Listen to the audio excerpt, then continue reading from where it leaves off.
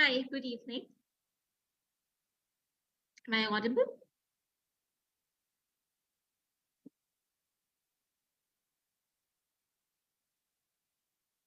I, okay, great. But I cannot hear anything. I cannot hear the sound out there.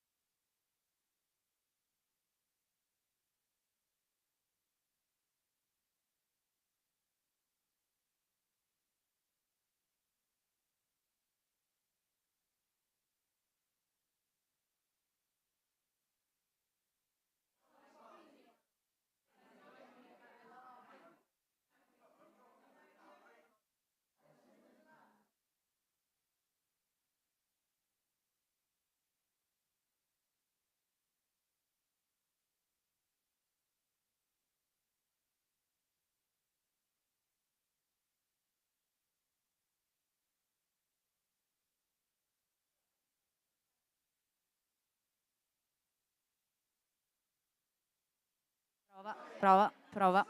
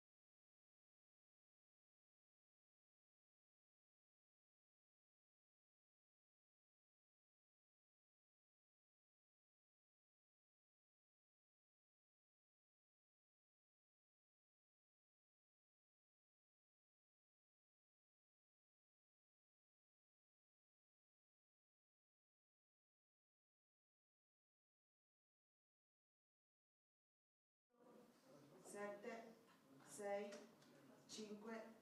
5, 4, 3. Welcome to the third and final evening of the Light'in Agora, a project for the Salone del Mobile and Euroluce 2023.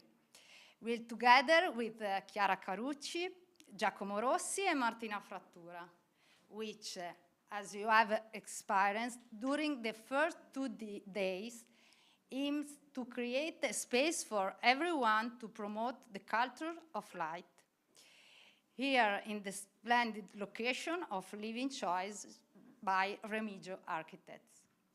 I'm Giorgia Brusemini, I'm a designer, and I'm Italian Ambassador Women in Lighting.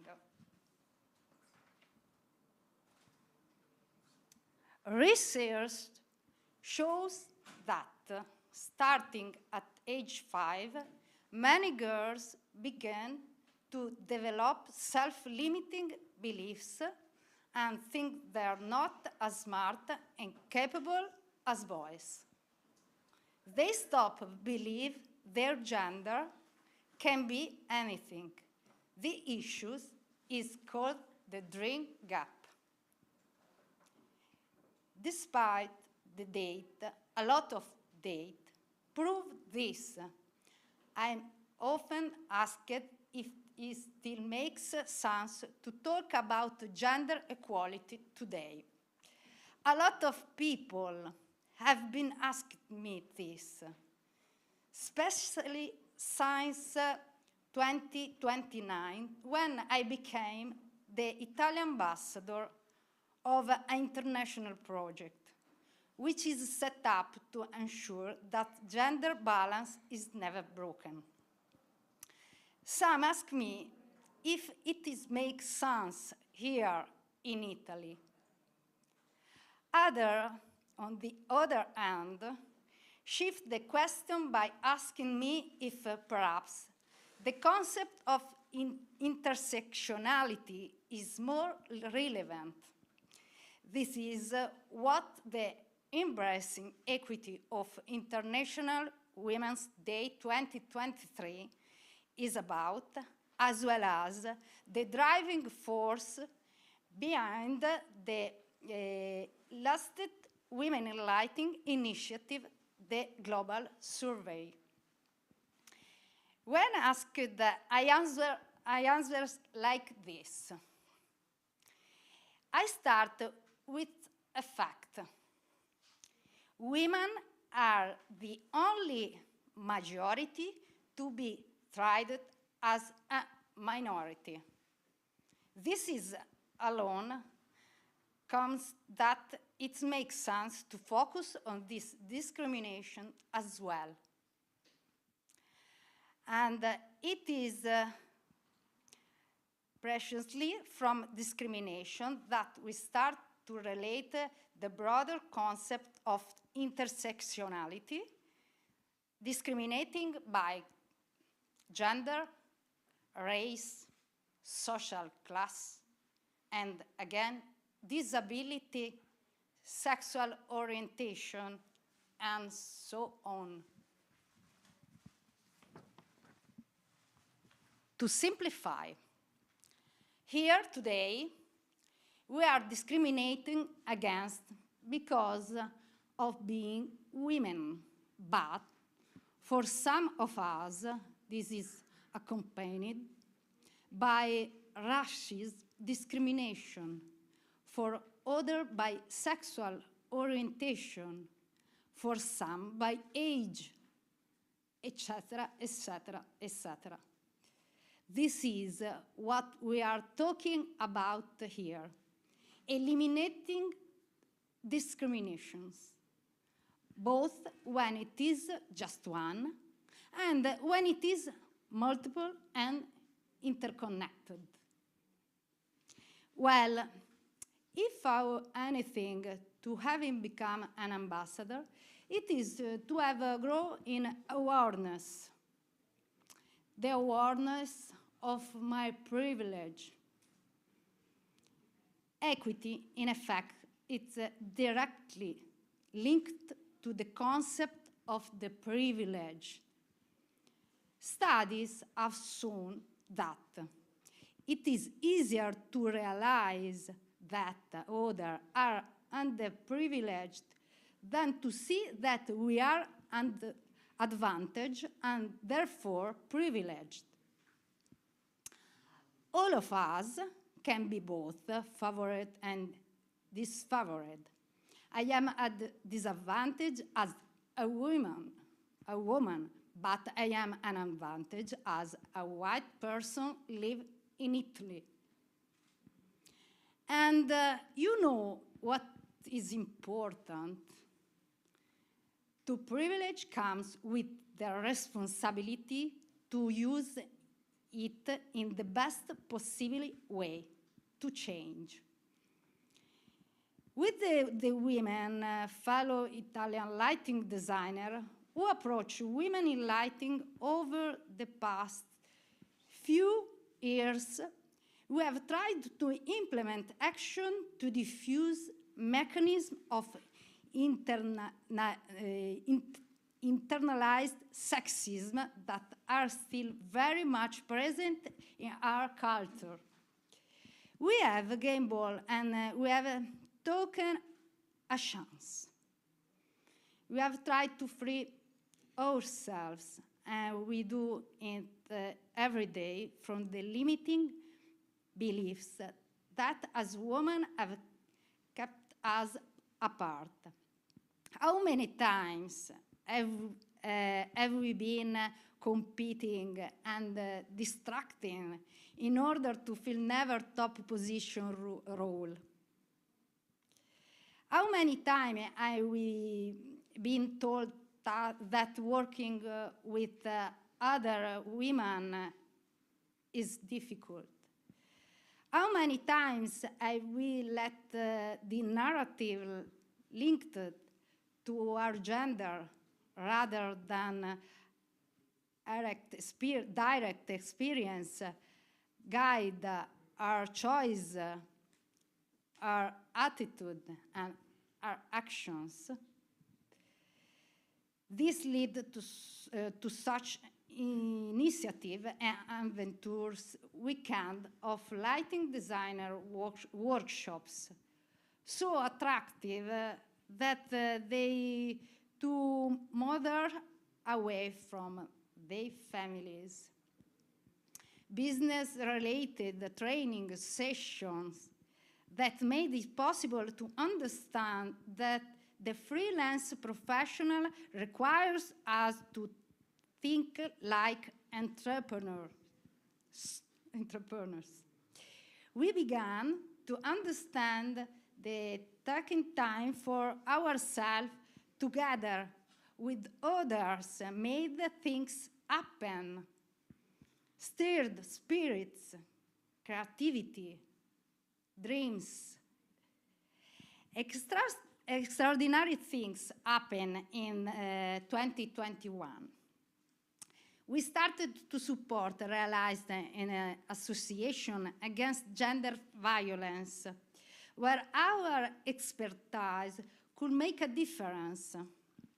In Turin, when Tocanite worked together with the association Donne per Strada, which is concretely help women and others to feel safe when they go home at night via Instagram lives. We did the night inspection alongside the designer, dealing with the gender reading of urban space in women for the Niguarda district of Milan. A special mention goes to the lighting designer Stefania Toro, part of Women in Lighting Italy, and to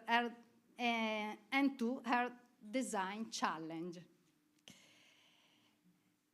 Her lighting for Genoa is now the first Italian example of multiple permanent lighting design interventions as an element of urban regeneration.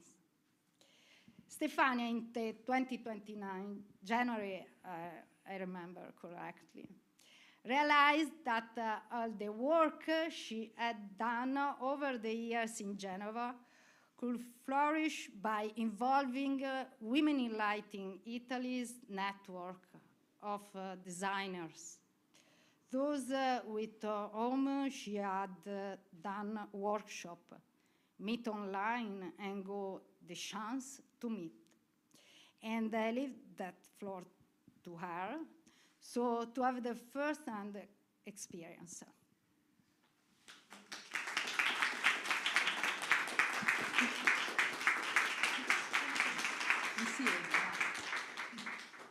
Thank you, Giorgia. Good evening, everyone. And thank you to WIL Network, because for me, this network allowed me to find it straight. I needed to impose myself in a more confident and proactive way in my work. Since I started being part of WIL Italy, a wonderful thing has happened to me. For the first time, I no longer felt alone.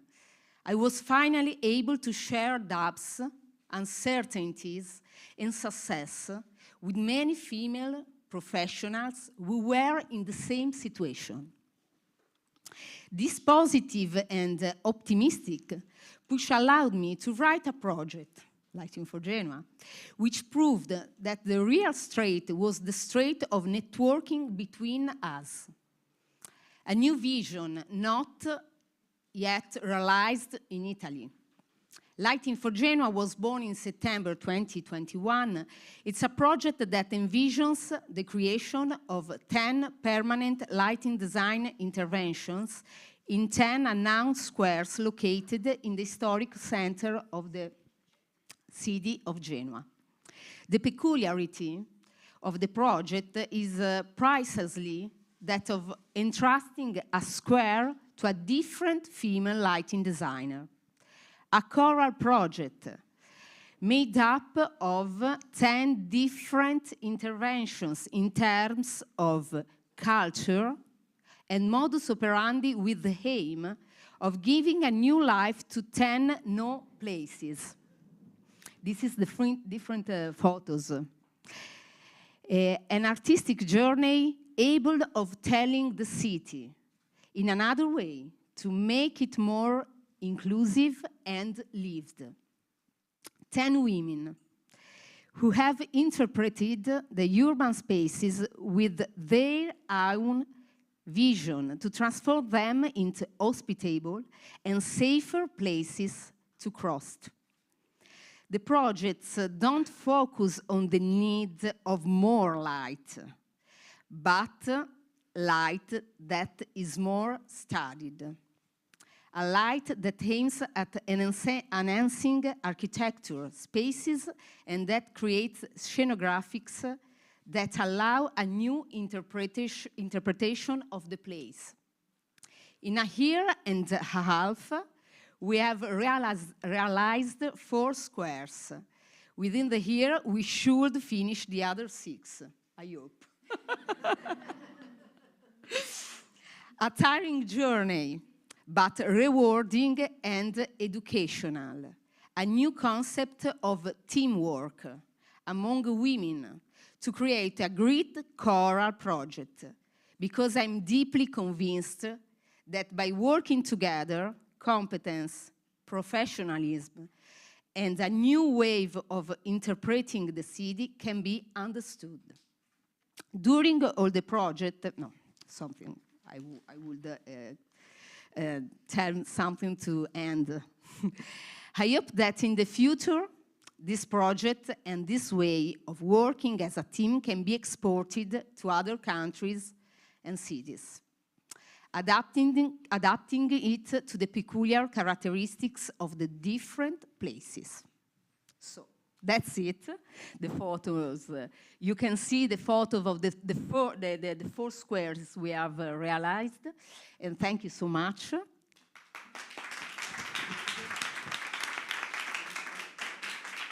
Okay, I'm going to do another thing. Privilege comes with the responsibility to use it in the best possible way to change things. Sharon Stammers and Martin Lupter, founder of Women in Lighting, with the hashtag Embrace Equity, on March 8th, they launched a survey, a global data collection to depend, collect, embrace equity with regard to working practice in all aspects of the lighting industry. They left us a message telling you guys about it. Go for the video. Thank you.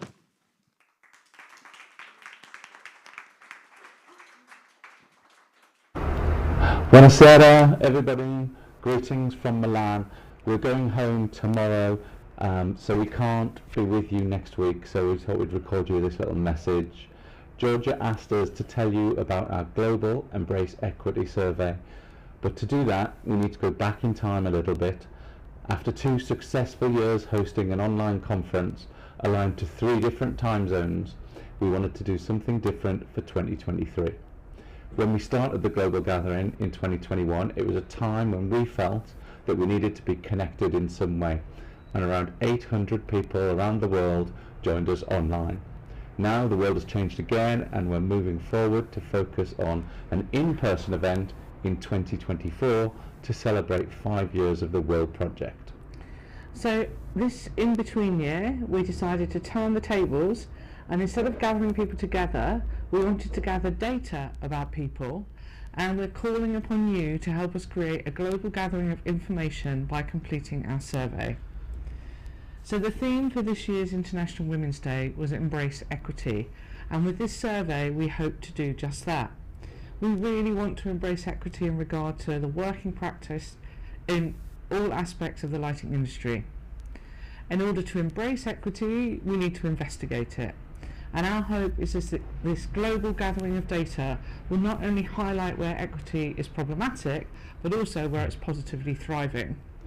So the survey is completely anonymous, and it originates from the Women in Lighting project, but it's open for everyone.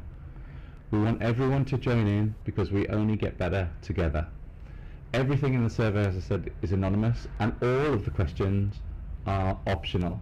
So if you think that answering a particular question acts as an identifier or makes you uncomfortable in any way, please move on to the next question. So all the questions in the survey came from women and men around the world. Some questions may seem sort of weird or irrelevant, but we want to cross-reference as many different things as possible. For example, job fulfillment, digital equity and well-being can all be cross-referenced through the lens of gender equity. And our hope is for a large international response, and we do promise it will only take about 20 minutes of your time. We've both done it. So all the results are going to be shared as aggregated data only. So that means we're going to analyse them, share them. It won't be specific responses, won't be specific people, and therefore the more responses we get, the better the end data. So please share this with your lighting colleagues and friends so that we can really get the best results possible. We wish you a lovely evening, and a big thank you to Giorgia, an amazing WIL Italy ambassador, and the army of amazing Giorgia's people she has army, yeah. gathered around her, and all of the speakers today. Thank you. Buonasera.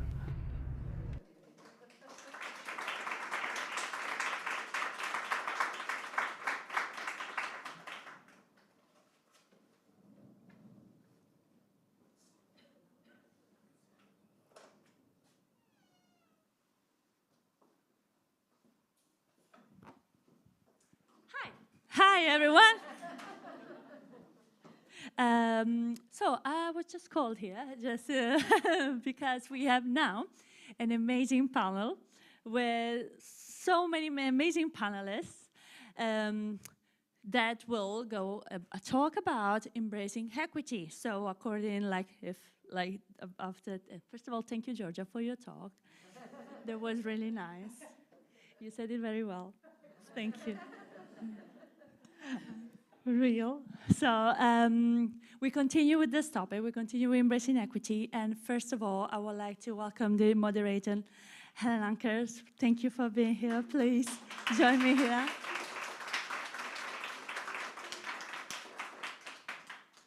And all the panelists. So I welcome first Olga as a WIL Russia representative. Francesca, WIL Ambassador for Switzerland. And Sabine, WIL Ambassador for Germany. And Claudia, WIL Ambassador from Peru. Thank you so much, all of you, to join us. And even though the rain and even though the hectic design week, and I go back in the background. Do we have 2 mics still, or is it just? Oh, there we go. Great. Oh, we've got more. Perfect. Yeah. Felt a bit like a rock star walking on stage then. That was great. Hi, everybody. Thank you so much for joining us tonight. It's nice to see so many faces. We know how busy Milan Design Week is, so thank you so much for joining us. We've got a lovely panelists here today, and we've also got one on screen as well. So can you hear us okay? Hi, good evening, everyone. So Surbhi's on screen. Yeah. Hi, good evening. Can you see I us? hope I'm audible. Yes, I can see. I hope I'm audible. Yeah, you're here. We can see you. Okay, great. Let's kick it off then. So if we start with the point about how with privilege comes the responsibility to sort of use it in the best possible way to make a change. The first question I wanted to ask you all is, can you tell me a bit about what has changed since becoming a Women in Lighting Ambassador for you personally? So if we start with you, Surbhi, on screen. Yep. So good evening, everyone. All the panelists, the audience, curators. First and foremost, I would like to thank the Women in Lighting Italy team, Giorgia, Martina, and everyone for inviting me to be a part of this esteemed panel. And I also thank all the ambassadors from various countries who are traveling for the event. It's a real privilege and honor for me to be a part of this. Unfortunately, I could not travel for the event in person due to my visa issues that just popped up last week. So this month, I'm glad to share that I celebrate my 2 years anniversary of being a part of Women in Lighting project as WIL Ambassador in India. And it has been an incredible journey so far leading this project with the support of Indian design community. So what has changed in my life? Well, I would say a little fame has come to me or have become famous globally in the global lighting community. But this fame and privilege, it comes with a lot of responsibility, right, to change things. And that's what today's topic is all about as well. What does it mean in terms of awareness? To answer this question of Helen, I would like to first read a mail that landed in Women in Lighting inbox last week of a women interior designer aspiring to pursue her master's in lighting design from a renowned school based out of US. So the mail says, Dear Women in Lighting India, I earned my bachelor's degree in interior design and resource management from a renowned school in Mumbai. Currently, I'm working as an interior designer for one of the renowned design firms here in the city. I submitted my application to Masters of Fine Arts degree in lighting design program for the fall 2023 for one of the premier lighting schools. I received a scholarship worth 75% of my tuition fee after being accepted because I proved to be a strong applicant overall. A little background check of mine, of the candidate, of the person sending the mail. I'm not well off financially. We are a family of three, me, my brother, and my mother. Due to domestic violence and lots of other abuses, my mother left my father when I was 12 years old, and my brother was 13. I thought of reaching out to you because managing the remaining tuition fee and other expenses is becoming incredibly challenging for me as an international student. Since I was 16 years old, this university has been my dream school, and I have worked extremely hard my entire life to be accepted to this college. I requested my relatives for funding to cover my expenses and the remaining tuition fee, but they turned me down because I'm a woman. They believe that investing in my education will be a waste of money because I eventually will get married and spend the rest of my life in the kitchen or with kids. But I refused to accept such a mentality. My dream is to go to school, start my own business, support my mother and brother, and show them the world. Therefore, I request Women in Lighting and Women in Lighting India to please help me regarding this concern. I assure you I'll prove to be a person worthy of such assistance. You are my only ray of hope. My 16-year-old self will forever be grateful to you for helping me pursue my dream. So that this mail actually I literally had goosebumps reading this mail and could really see myself in her shoes 15 years back when I could not afford to pursue my master's abroad due to family and financial constraints. And why I read this mail today here in this forum is because of the impact and the awareness what WIL India, or Women in Lighting for that matter, has made over the past few years in the country as well as globally.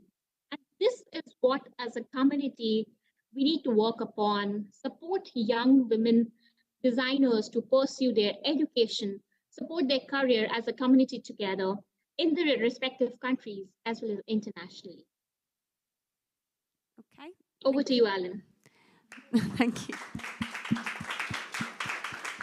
Does that resonate with any of you ladies on the panel? Have you had anybody sort of reach out to you in that way, or what have been your experiences? Claudia, do you want to maybe start us off?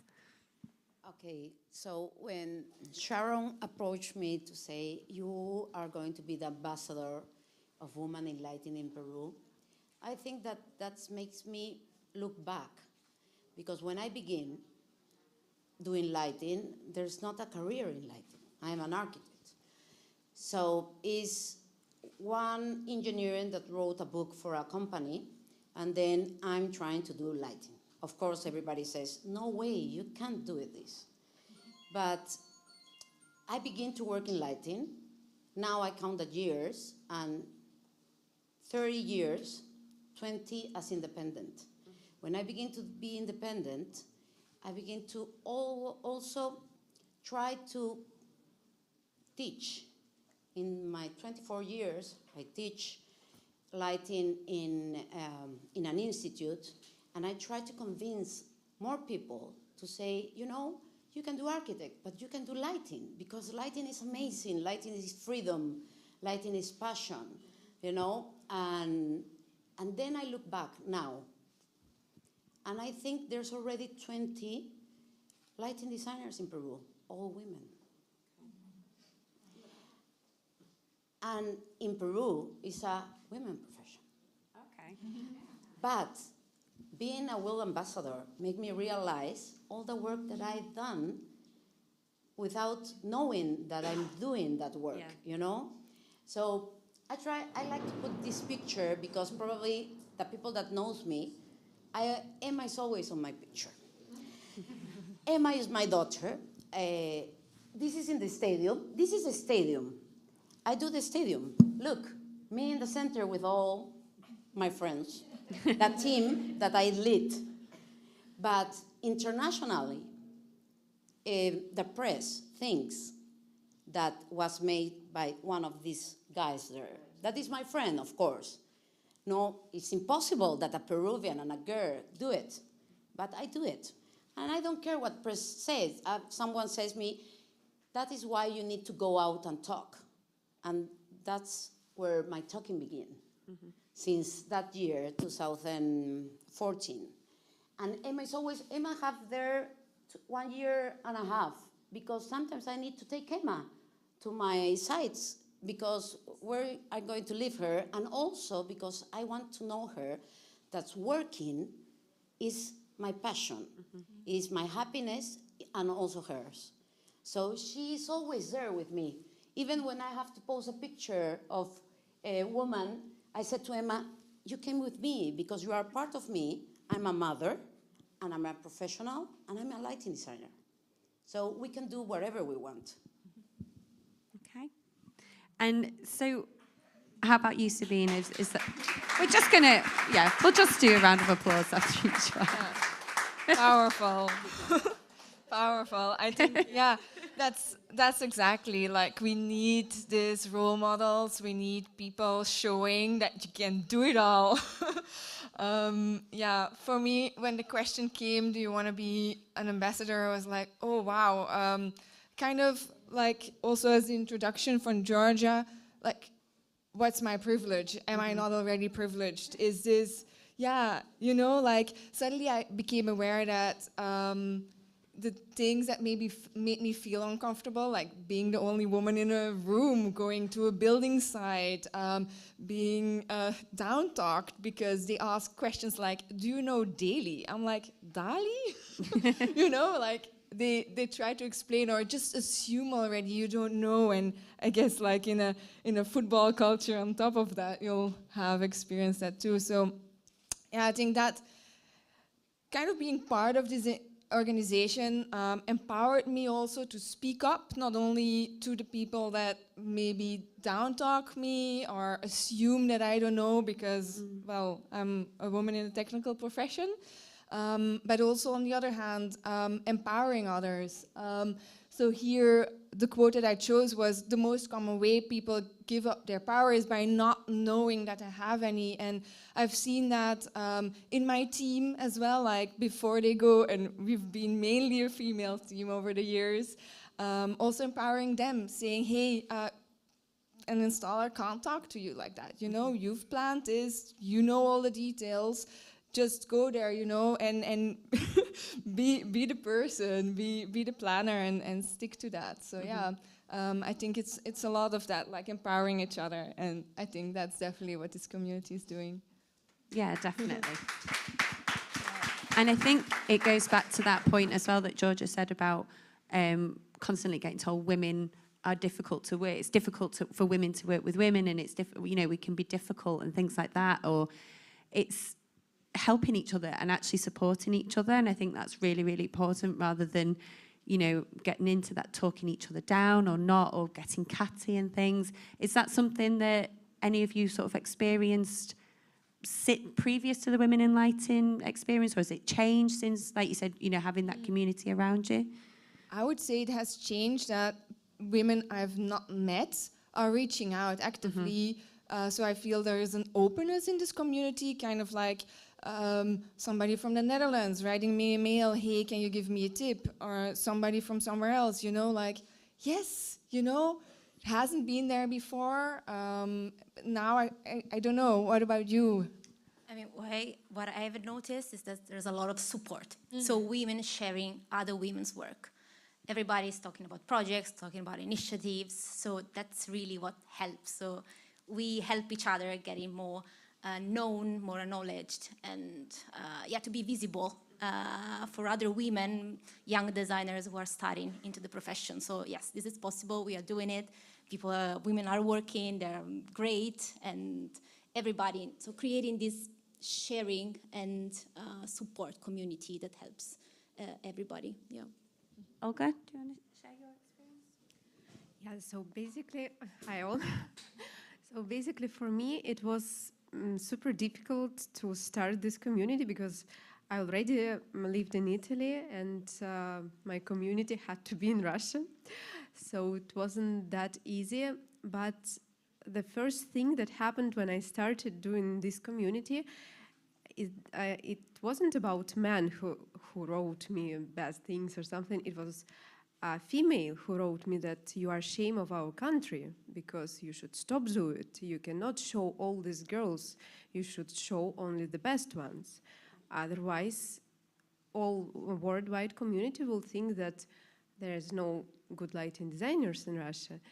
And I told them that, okay, we will be happy to see your interviews as well. But I'm here for these girls because I don't want them to have this past that I have done in my life. I want it to be easier. And now we have more than 600 people. And I mean, I'm super proud of each of them. And even if I'm here, they gather and they share and they have prepared this presentation with me and they sent me supporting words. And I mean, this is really what Women in Lighting did. It gathered all the girls, and now also men write us that we want to support you. Yeah. And I mean, it's really cool. Yeah. And I'm super happy that I can be a part of this project. Thank you all. That's amazing. So 600, girls, and you're supporting them all, and it's like everybody's coming together. And I think that's the other thing I was going to ask you is, in terms of change and like what's changed since you've become ambassadors, how have you seen a change from male designers or colleagues? Have they been reaching out and sort of how can we help, or like how can we get involved? Have any of you had any experiences of that? Not directly, but I would say Julia Hartman has been really also, she's not here today, but she's been very like a present figure as well in the community. And on one occasion she said, hey, this is a full male conference, and she reached out, anybody wants to speak? I'm German speaking, so I spoke at the German speaking conference in Switzerland because of her, because she noticed this is a full male lineup. Yeah. And that are the small things, if we can all be more aware of like, this is like a full male panel, or this is, the competition only got submitted to those companies, why not? And I think that is kind of what's changing in the community. Yeah. So that's beautiful. Yeah, it's funny you're saying about panels and things, because obviously from our side at Darc Media, we do a lot of panels and we feature a lot of lighting designers in the magazines, and it's something that, we have. I'm a female editor, we have another female editor, so you would think it'd be something that would be ingrained in us to sort of really be thinking about, but it's very easy when all you're presented with are the male designers or the male leads from that studio. It's very easy for all of a sudden the magazine to just not really feature that many female designers. And there's some amazing female designers out there. There's loads of you. So we became on board as a media partner for that very reason, to sort of, it forces us to sort of take a step back and think about who we're featuring, who we're writing about, who we're including on panels. And we make a really conscious effort now to make sure that our panels and our discussions are at least a 50-50 split. If not, a lot of the time now it goes in favour of women as well, so which is really nice. But it brings a different dynamic, and if you've just got the same people being represented on panels all the time, then how is anybody ever going to feel like they're included? So, okay. Surbhi, do you have anything you would like to say at this stage? Yes, so I would like to mention, I would like to answer your question about the status of the male supporters in India. We are 70 members currently as we speak at Women in Lighting India, and around 25 are WIL male supporters. And yes, they have been very supportive in each and every aspect of the project. And the kind of support what we have received is immense. Of course, all the women who are a part of the project have come forward very enthusiastically and contributed to the project. But WIL male supporters have done their best as well in India. I would like to mention that specifically. That's great. That's really, really positive. So sort of moving on then, we've sort of touched on what it means, what's changed for you guys and what it means in terms of awareness. Does your role as an ambassador influence you in any way in terms of other aspects of your life, or in I think one of the things we just discussed about was how you approach your work? Is there any sort of influences in that side of things? Olga, do you want to maybe? You're next to me, so. Yeah, so basically what I want to say that I think that university system doesn't allow us to see the talented guys after they finish. And before I have never thought about it, but now when I work with the girls, I can see it clearly that when we study, we think that, okay, we will finish, we will change the world, we will change the community and everything, and then we finish. And we get in the market system, and we understand that basically we can do nothing. And a lot of people just leave the profession because they cannot find work, or, I mean, it becomes difficult, I guess, in all the countries, not only in Russia or in Italy. And so I think that what we can do now and what we do now is to support each other in these moments when you want to leave, when you are not sure that you are good enough. And here in community, you can always come. And in Russia, we have a lot of collaborations between girls, and I try to give them some projects here. So, I mean, it's when you really can help another person to see that you are good enough. Yeah. You can do it. And I think that this is really amazing what Women in Lighting gave us. Great. Francesca? For me, I guess the main thing was awareness, to increase my awareness. So, but from the start of Women in Lighting, because I had just started working when Women in Lighting was started. Okay. And I know it really helped me to put the pieces together and understand that what was happening to me, to other friends or colleagues, was related to gender bias. Mm-hmm. I didn't realize before that most of the designers featured in magazines were men, yeah. Or that most of panelists or people speaking at conferences were men. And then when Women in Lighting started, this was suddenly completely obvious. Okay, I only see men, and where are the women? And Women in Lighting made women visible, yeah. Like completely suddenly. I said, okay, I can do this. And then, as you said, it really boosted my confidence. Mm-hmm. And at the same time, I started noticing what was happening to women around me, the issues, situations that we were in that were not really nice, and all related to gender bias or gender discrimination. And this increased a lot when I became ambassador, because I really had the chance to talk to women, share our experiences. Okay, what's happening to you, that it's not happening to me, so I'm not aware of a specific situation. So my awareness of the situation really widened, and I was able to see many issues that didn't affect me personally, but okay, they're there. We need to address them. So that's definitely what mainly affected me, and yeah, hopefully we can do something about it, yeah. Actively. Are any of you willing to sort of share some of the sort of things that might have happened to you on like site or on projects and things? Any sort of examples that people in the audience might, you know, not be aware of things that are happening or not even think about, oh yeah, like that's a thing. Is any of you happy to share that today, maybe? Yeah, well, as I mentioned before, kind of like the assumption of installers or people on a building site that we might not know anything more about lighting than what Kelvin means. So that definitely happened. But also before I became self-employed, in an interview, asking not only my age, but also, are you in a fixed relationship? When are you going to get married? And when is the rest of the family planning happening? Wow. Yeah, so that really happened. And I think therefore also we want to showcase, you know, mothers with, yeah, showing that you can do it all. And yeah, also being self-employed. Like, I don't really have lots of female friends around me that are self-employed because it is a harder way, and there are not so many examples. So I think that's also a thing. It's empowerment. Yes, it's a way you can take, and I love being self-employed and running the practice. And so, yeah. Claudia, if you got.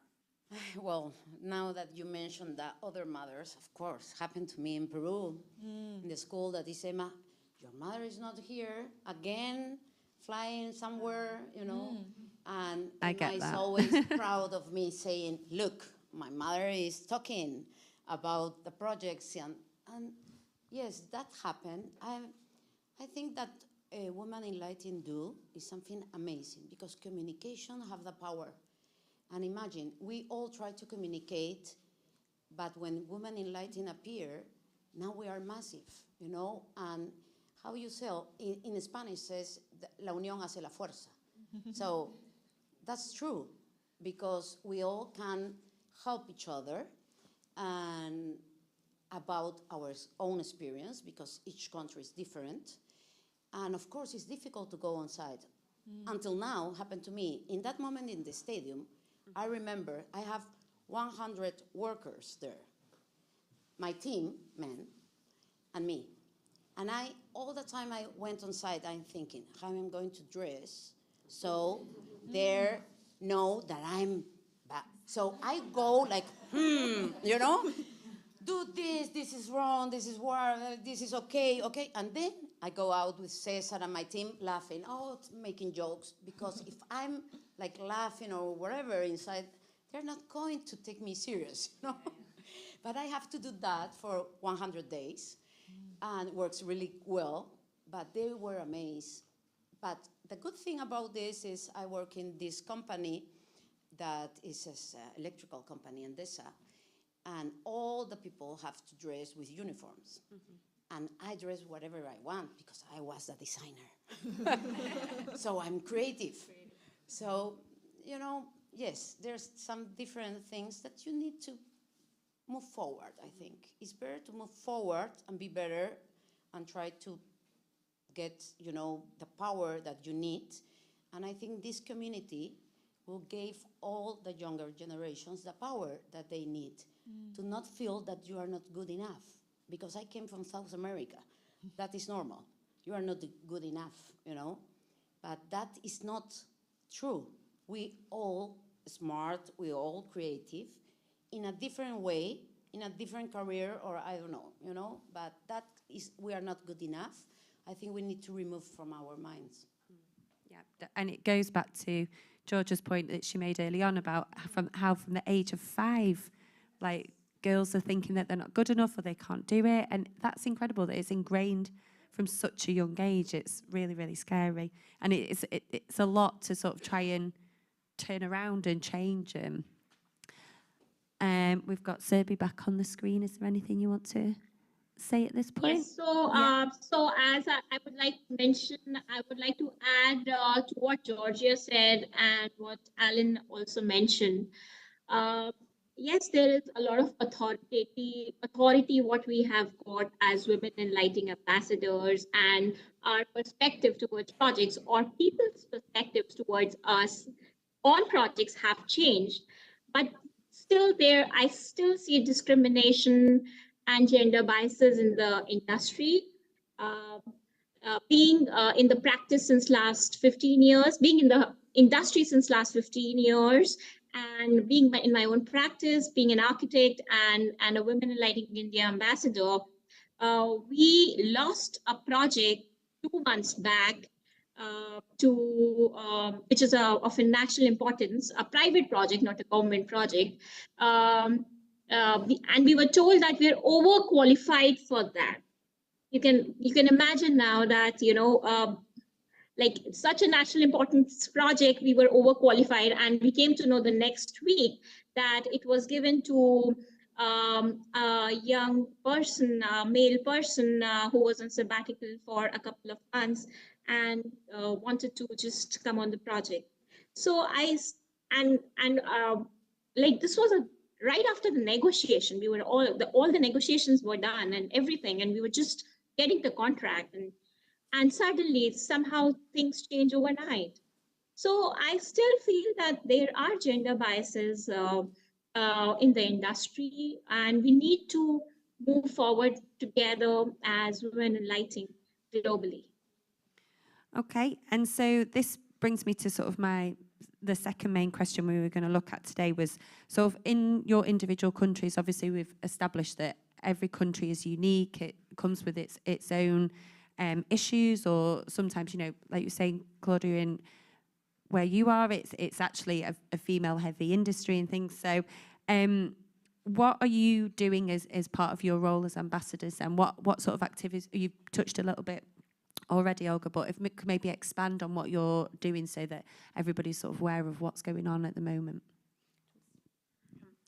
So basically now girls do a lot of things without me because I cannot travel to my country. But what I love in what they do, that they gather just to have time together. They travel together, they do some activities together, and they lead round tables, and they participate in exhibitions, and they talk about lighting. So more and more people become more interested in lighting design. And sometimes I receive like messages from Instagram that, oh, we're looking for a lighting designer. Could you please give us someone from your community? So, I mean, they do that. People start thinking about lighting. And also we have done already one lighting festival. It was very, very small. And now we're preparing another one. And a lot of girls in community participate together. And if someone would be interested, I have videos. So, I mean, it's really great that people just gather for these projects. And from the beginning of the year, me and Valeria Garelova, who is another ambassador from this year, we launched a working group.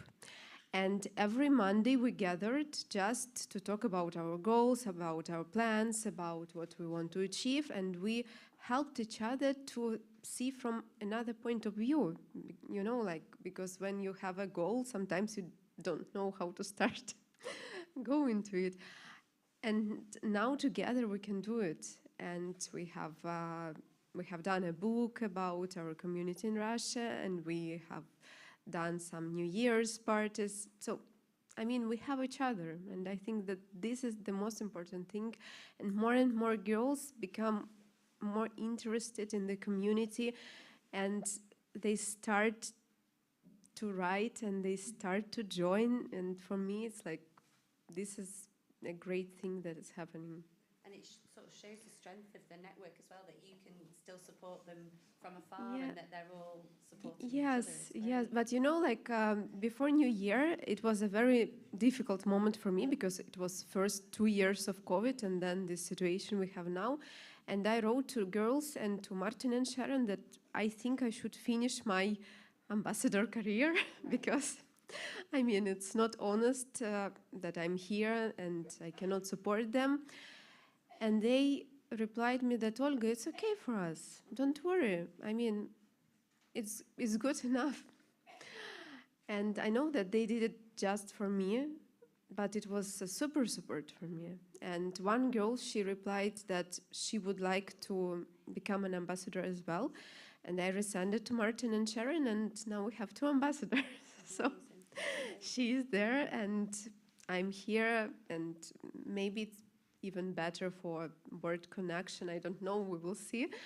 But it was really supporting part even for me. Yes, in my case, I mean, as you may know, I'm not Swiss, I'm Italian.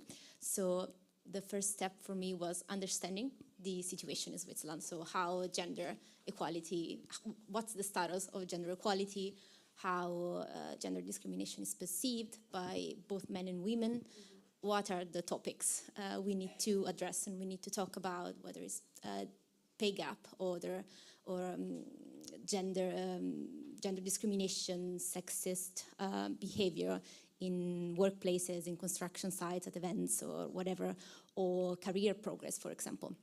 So for this reason, we replicated the gender equality facts survey that the UK community with Carmela D'Agnello did a couple of years ago, and just to evaluate kind of the situation. And it was quite intense getting all the data to get enough opinions and experiences from everybody. I mean, the Swiss community is quite small, even compared to the UK. And I guess if you have 600 women working, it's quite huge. But we managed to get enough data and to get an overview of the situation. And I mean, it's easy to see from the first data we got. I think you can see something in the background, that the presence of women in the industry is still quite small. So we have, most of companies have 20-40% of women between their employees, which is still not great. We are far from the 50-50 distribution, and this increase for more technical roles, so electrical engineers, electricians, or technicians for manufacturers, or even sales representatives for manufacturers. So personally, I think only 2 women, which are sales representatives in Switzerland. And so this is something, being more represented, higher percentage of women working in the lighting industry. But I mean, what was pretty interesting to me were the comments that women left at the end of the survey, which really says that they feel underestimated. They don't feel confident in speaking up, in talking with male colleagues or talking with clients. They always feel that their opinion doesn't worth as much as males' opinion. So they don't feel confident enough or safe enough probably to speak up and just share their experiences and show that they have skills, they have experience, they know what they're doing. So this was really opened my eyes a lot, and we will start from here and see what actions to do. Yeah, because you've got the basis for it. Exactly, Yeah. exactly. We have the basis, we have a lot of opinions now, and that was, for me, important to understand the situation before doing anything and get some more knowledge about the country I'm living in. Yeah, okay. Sabine? Yeah, for me, it's mainly been speaking, spreading the word about women in lighting. Besides then running my practice, I'm also a teacher and lecturer, and so I go to architecture schools, talk there about lighting, again, like this a little bit more technical profession, and showing that there is this community and it's really open. And like that, spreading the word. Another thing that we've been doing is within our network, share things we see that might be of interest for others, that maybe I'm seeing a call for a competition, a call for, hey, submit here your artwork, it might not be for us, but maybe this helps then another, starting woman or artist, to see this. And so like small things, awareness and sharing, I would say. Okay. Claudia? Well, it's more awareness, because we begin doing a fantastic video for a fair of lighting done in Peru. And the people goes around and see this video with 20 lighting designers that probably they don't know that exist. And then the pandemic came, and then the social problems came, and we're still with the social problems. So I realized that now it's really powerful to communicate through social media. Yeah.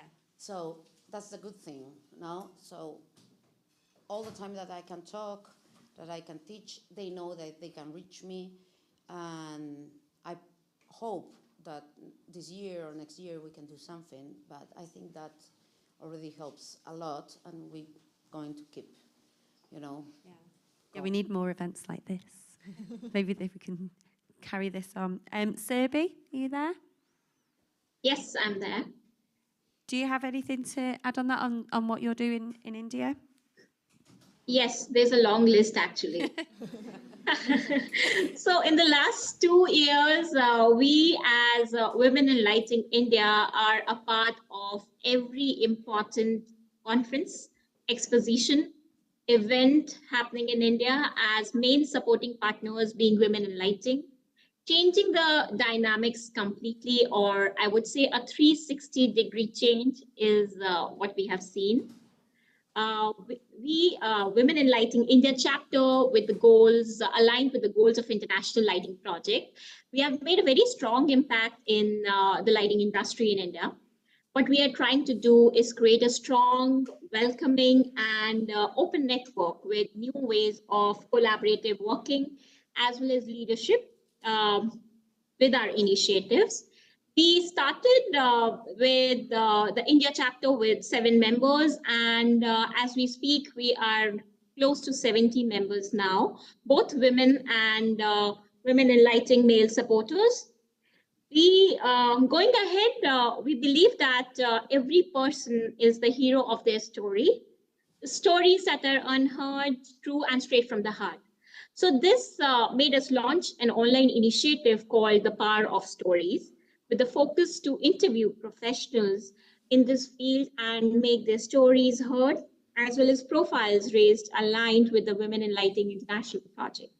Initially, it was an online initiative, but we are glad to share in this forum that we're launching it physically in a coffee table book format in collaboration with Messe Frankfurt, India, at a mega launch ceremony in next month in May on the 25th anniversary of LED Expo. So this is the world of work and journeys of 40 lighting professionals being covered in this book that will actually help raise their profiles both nationally as well as internationally. So coming to our approach to the world of work, we are much more sensitive and more collaborative while we talk about the Indian community. Thank you, Surbhi. That's great. At this point, I'm going to ask if anybody feels comfortable sharing some of their experiences or has any questions for our panelists. This is where the room goes silent. Anybody? No? Okay, well, everybody's hanging around for a bit, so if you do want to have a chat with any of the panelists afterwards, I'm sure they'll be happy to have a chat with you all. Thank you so much for joining us and sharing your experiences. It's been great. Thank you, Surbhi, for joining us from afar. It's been lovely to see you. Thank you so much. And Thank you for having me. You're welcome, and thank you everyone for joining us. Have a good evening.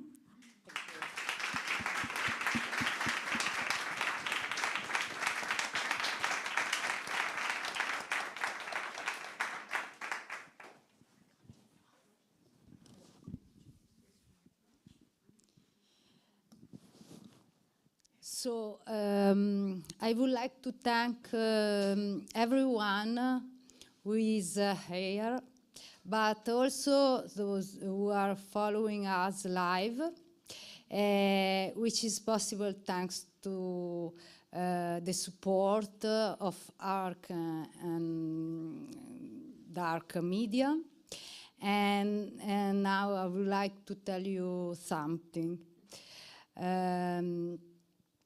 Thank you for being here today and the past 2 days, and thanks to our fantastic supporter, Helvar, Formalighting, Valmont Structures and LightLux. We are very happy to have received so many people every night. For those we are here, please enjoy the aperitivo made for us by La Nuova Posteria with the wine gently offered by the well-known Sicilian winery Donna Fugata. Thank you so much. Also Light Collective, Archifos, Formalighting for a beautiful project, a necessary project, Women in Lighting project. Thank you very much.